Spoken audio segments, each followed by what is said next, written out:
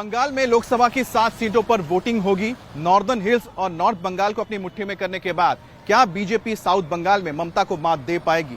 Greater Kolkata reason में पिछले 15 साल से टीएमसी का एक छत्र राज है। 2009 से इस इलाके में ममता के कैंडिडेट्स अपने विरोधियों को बड़े मार्जिन से हरा रहे हैं। क्या इस बार गंगा के डेल्टा में बीजेपी का ज्वार आएगा और ममता का गढ़ ढह जाएगा? क्या इस बार भद्रलोक ममता के साथ हैं या फिर इस बार उन्होंने अपना पाला बदलने का मन बना लिया है? देखिए बंगाल के चुनावी रण से ये डिटेल रिपोर्ट।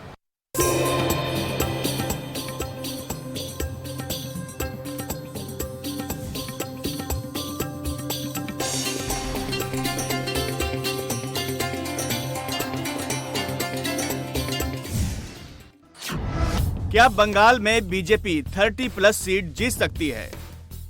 क्या साउथ कोलकाता में ममता कमजोर पड़ गई हैं? क्या भद्रलोक का आशीर्वाद बीजेपी को मिल गया है?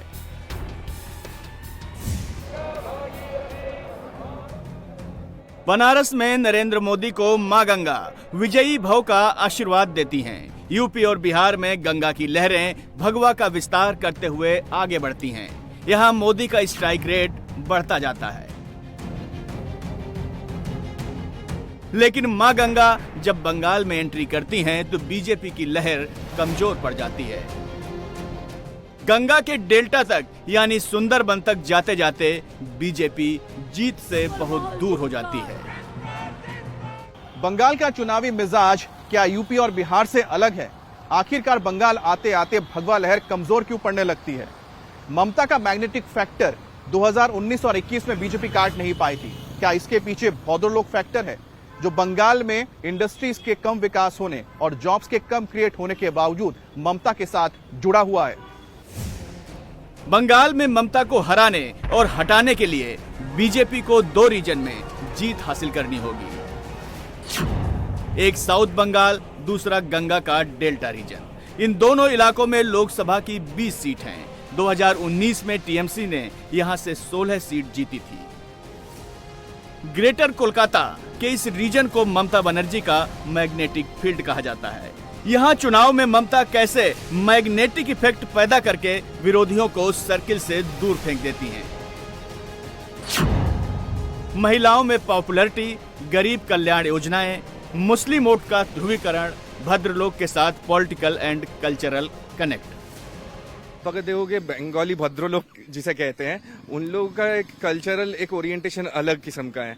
उसके साथ आज के डेट में जो भी ऑपोजिशन पार्टी है उन लोगों का सिंक होना जरूरी है।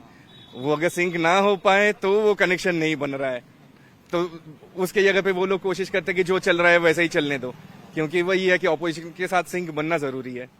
आपको क्या अच्छा आपको लगता है सिंक क्यों नहीं बैठ रहा? सिंक नहीं बैठ रहा है क्योंकि जो चीजें आप कह सकते हो ऑपोजिशन मेन प्रोजेक्ट कर रहे हैं वो चीजों के साथ सिंक नहीं बैठ रहा है। जैसे आज के डेट में हो सकता है कि यहाँ पे जरूरी हो कि इकोनॉमी हो जाए या इंडस्ट्री हो जाए, वो ना करके दूसरी चीजें, वो हमें पता है क्या सारी चीजें हैं दूसरे, उस चीजों पे ज्यादा वेटेज दिया जा रहा है या वो चीजों को सिखाया जा रहा है कि यही इंपॉर्टेंट है, यही चीज ऑपोजिशन मांगते हैं, रादर देन कि इंडस्ट्रियल डेवलपमेंट हो जाए। आज अगर कोई आके बोले यहाँ पे एसीजेड कितने बनेंगे, आईटी कंपनीज आएंगे कि नहीं, इन्वेस्टमेंट यहाँ पे आएगा कि नहीं, वो चीजें पे बात हो रहा है क्या? ये सिर्फ जस्ट ऑपोजिशन बैशिंग, दोनों को बैश कर रहे हैं। वहां पे आके बात अटक रहा है। बंगाल में बीजेपी बम्पर जीत के साथ 30+ का स्कोर तब तक नहीं कर सकती जब तक साउथ बंगाल में दीदी की मजबूत दीवार को भेद नहीं पाती। यहां लोकसभा की 10 सीट है। साउथ कोलकाता, जहां 2019 में टीएमसी 1.5 लाख से ज्यादा मार्जिन से जीती थी। नॉर्थ कोलकाता, टीएमसी 1,27,000 के अंतर से जीती। हावड़ा, टीएमसी 1,03,000 के अंतर से जीती। श्रीरामपुर, टीएमसी 98,000 के ज्यादा अंतर से जीती। आरामबाग, यहां टीएमसी सिर्फ 1142 वोट के अंतर से जीती। उलूबेरिया, टीएमसी 2,15,000 के ज्यादा अंतर से जीती। 2009 में बीजेपी यहां 1 सीट जीती थी, अब की बार 5 सीट जीत सकती है। हुगली, जहां 2009 में लॉकेट चटर्जी जीती थी। आरामबाग, जहां बीजेपी करीब 1100 वोट से हारी थी। घटाल, तामलुक और कांठी जो अधिकारी परिवार के गढ़ हैं। लेकिन बीजेपी जब तक साउथ कोलकाता का गढ़ नहीं गिरा देती तब तक टीएमसी का कैडर हार नहीं मानेगा। साउथ कोलकाता ममता का 28 साल से अभेद्य दुर्ग बना हुआ है। 1952 में पहला चुनाव जनसंघ के श्यामा प्रसाद मुखर्जी जीते। 1991 में कांग्रेस के टिकट पर पहली बार ममता जीती। इसके बाद उन्होंने लगातार 6 चुनाव जीते। 2019 में ममता ने माला रॉय को लड़ाया और वो भी जीती। साउथ कोलकाता वही लोकसभा सीट है जहां सौरभ गांगुली और ममता बनर्जी भी मतदाता हैं। इस बार टक्कर टीएमसी की माला रॉय और बीजेपी की देबाश्री चौधरी के बीच है। यहां 6 विधानसभा क्षेत्र में कस्बा, बेहला पूर्व, बेहला पश्चिम, कोलकाता बंदरगाह, भवानीपुर, रास बिहारी और बालीगंज है। यहां टीएमसी की ताकत का अंदाजा इस बात से लगा सकते हैं कि सभी 7 विधानसभा सीटों पर उसका कब्जा है। लेकिन इस बार सीपीएम ने मुस्लिम कैंडिडेट उतारकर ममता की मुसीबत बढ़ाई है। लेकिन क्या बीजेपी इसका फायदा उठा पाएगी? ममता बनर्जी देखिए, पॉपुलर जो है, ये जो सारे ये जो 1000 रुपया 500 रुपया ये फलाना डिमखाना जो दे रहे हैं, she is very popular with the lower class, very very much popular. तो वो जो वोट बैंक है प्लस मुस्लिम वोट बैंक जो है उसको तो कोई तोड़ नहीं पाएगा। वो तो उनको मिलना ही चाहिए, मिलेगा, समझे ना, उसीलिए पॉपुलर है। और क्या है, तो दीदी का आउट एंड आउट फैन है, लेकिन उसका बाद भड़का गया था। ये सब चोरी वोरी होके जितना इनका मिनिस्टर लोग है, ये हो वो सब भड़का गया था करप्शन के लिए।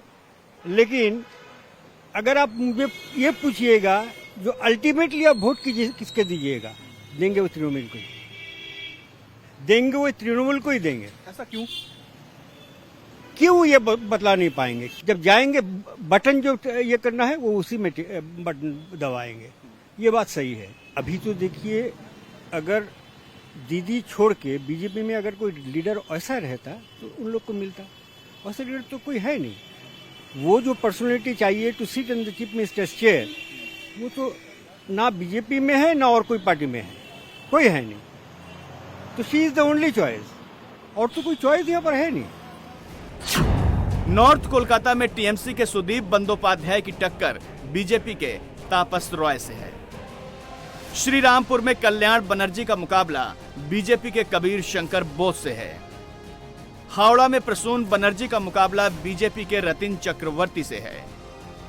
उलुबेरिया में टीएमसी की साजदा अहमद की टक्कर बीजेपी की अरुण उदयपाल चौधरी से है। देश और बंगाल के सियासत में एक बड़ा फर्क है। बीजेपी बंगाल के शहरी इलाकों में कमजोर है और ग्रामीण सीटों पर मजबूत है। इसकी 2 बड़ी वजह है। पहली वजह है बंगाल में पढ़ा लिखा वर्ग, जिसे आम बोलचाल की भाषा में भद्रलोक कहा जाता है, वो ममता से ज्यादा कनेक्ट करता है, ना कि बीजेपी से। दूसरी बड़ी बात है शहरी इलाकों में मुस्लिम सघन बस्तियां, ये ममता का बड़ा वोट बैंक है।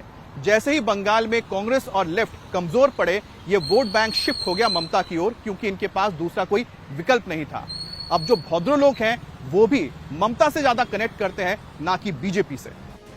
साउथ कोलकाता से जब गंगा यानी हुगली डेल्टा की तरफ बढ़ती है तो बंगाल की स्काईलाइन बदलती जाती है।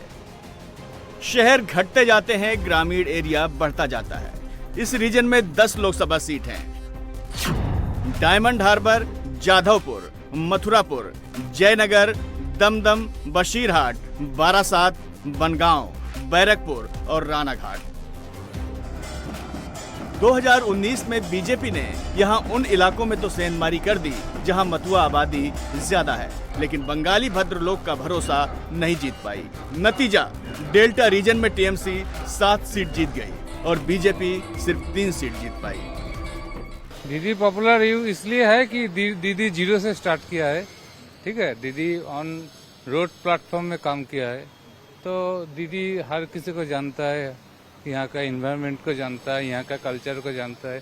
दीदी मतलब बोलता है ना, एक बेस मिट्टी से उठा है, तो दीदी इसलिए पॉपुलर है। आज जिस जगह है, जो अपना अपना जो एक होता है ना, खुद का एक जो जॉब करने का जो स्टाइल होता है, उसमें दीदी एकदम 0 से स्टार्ट किया है।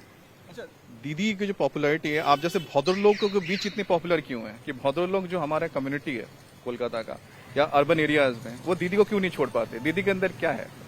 दीदी के अंदर यही है कि दीदी हर किसी के साथ रहता है, अपना आदमी के साथ रहता है। दीदी में वो है जो हर किसी में नहीं मिलेगा आपको। दीदी बाई रोड पे आके काम करता है। तो बाकी लोग, आपको क्यों लग रहा है कि कोई दीदी के अगेंस्ट में कोई ऐसा बड़ा चेहरा बन क्यों नहीं पा? क्योंकि बन के देखिए, बनेगा तो अपना मेहनत से ना, तो वो आदमी कहाँ है? नहीं है ना बंगाल में। तो एक्टिव आदमी चाहिए। दीदी जैसे वामफ्रंट का आदमी को जैसे 35 इयर्स को जो ऐसे क्या किया, टक्कर सामने सामने जो फेस किया, तो वो आदमी नहीं है ना। डायमंड हार्बर ममता बनर्जी के भतीजे अभिषेक बनर्जी का होम ग्राउंड है। हुगली नदी डायमंड हार्बर से ही दक्षिण वाहिनी होते हुए बंगाल की खाड़ी में गिरती है।